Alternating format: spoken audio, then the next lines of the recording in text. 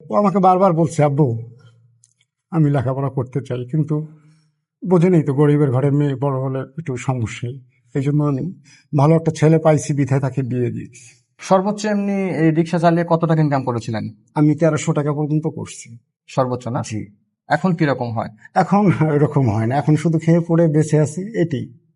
আচ্ছা। 500 টাকাও হয় না এখন। বাসায় কে কে আছে, ফ্যামিলি? আমার 2 মেয়ে 1 ছেলে। আপনাদের দোয়ায় আমার বড় ছেলে অনার্সে এবার 3য় সেমিস্টারে রাজশাহী ইউনিভার্সিটিতে। মেয়েকে অনেক কষ্টে অনার্সে অ্যাডমিশন করাইছিলাম, কিন্তু ওকে লেখাপড়া করাইতে পারলাম না। একটা ভালো ছেলে পাইছি, এই জন্য বিয়ে দিয়েছি। মেয়েকে লেখাপড়া করতে চায়? জি, ওর খুব ইচ্ছা। ও আমাকে বারবার বলছে, আব্বু আমি লেখাপড়া করতে চাই, কিন্তু বোঝেনি তো গরিবের ঘরের মেয়ে, বড় হলে একটু সমস্যাই। এই জন্য আমি ভালো একটা ছেলে পাইছি, বিধায় তাকে বিয়ে দিয়েছি।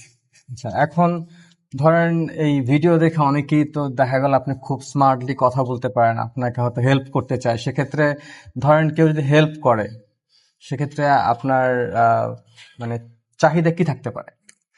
আমার চাহিদা নাই, আল্লাহ যেহেতু আমাকে হাত পা দিছে, আমি কর্ম করে খাই। আজ কেউ যদি আমাকে সাহায্য করতে চায়, তাহলে আমার ছেলের মোবাইল নাম্বার আছে, ওটা নগদ। যদি কেউ সহানুভূতি দৃষ্টিতে দেখে, তাহলে আমার জন্য হয়তো একটু সাশ্রয় হবে, আমার চলার পথটা সুন্দর হবে। আপনি এই রিক্সা চালাচ্ছেন কত বছর? 5 বছর। 5 বছর। এর আগে কি করতেন? এর আগে একটা ছোটখাটো জব করতাম। আমি 96-এ ইন্টার করতাম। আপনি ইন্টারমিডিয়েট পাস? জি। মাশাআল্লাহ। উনি ইন্টারমিডিয়েট পাস, এবং সেটা হচ্ছে 96-এ। তাহলে বুঝেন। হ্যাঁ। জব করতেন কিসে? আমি বিআরটিসিতে মাস্টার রোলে করতাম। ওখান থেকে বিনা কারণে, বিনা শোকেসে আমাদেরকে 6 জনকে মাস্টার রোল থেকে আউট করে। আচ্ছা আমরা একটা মামলা করছিলাম, কোনো প্রতিফল পাইনি। আচ্ছা, তার মানে কি আপনি বাস চালাতে পারেন এরকম কিছু? না, তাহলে বাস কি কাজ চালাতে ছিল? না, ওখানে ছিল আপনার তদারকি, সুপারভিশন। সুপারভিশন ছিল। জি। আচ্ছা, এমনি যখন আসলে আপনারা এই রাস্তায় বের হন জি। রিক্সা চালাতে, তখন মানে কারো দ্বারা খুব বেশি কষ্ট পেয়েছেন এরকম কোনো কথা কি আপনার মনে আছে? হ্যাঁ, কষ্ট পাইছি আমি বেশ কয়েকবার। একবার এক যাত্রী আমার গাড়িতে উঠছে, উনি বারবার শুধু পাটা ঝাঁকাচ্ছে। আমি তখন মানে যানজটে ছিলাম। আমি বলছি, আঙ্কেল একটু ঝাঁকাইয়েন না, একটু আনইজি ফিল করতেছি। তা এত কথা বলেন কেন, রিক্সাওয়ালা হয়ে রিক্সাওয়ালার মতন কথা বলবেন। কিন্তু আমি তো তাকে খারাপ কিছু বলিনি। পরে সে আমাকে একটা থাপ্পড় মেরে বসে, আমি খুব দুঃখ হয়েছি। এর মধ্যে ছোটখাটো অনেক ঘটনাই ঘটে রিক্সাওয়ালাদের সাথে।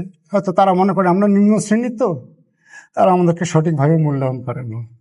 এমনি আমরা দেখি যে অনেক সময় ফেসবুকে আমাদের সামনে চোখে আসে যে রিক্সা চড়েছে, যে একটু দাঁড়ান আসতেছে বলে চলে যায়, টাকা দেয় না, এরকম এটা তো খুব ঘটনা কখনো? মর্মাহত ঘটনা। আমি একদিন রায়ের বাজার থেকে একটা ছেলেকে উঠছি, ছেলেটাকে দেখে খুব স্টুডেন্টই মনে হয়েছে। বলছে যে, আঙ্কেল আমি ঢাকা মেডিকেলে যাব এবং আসবো।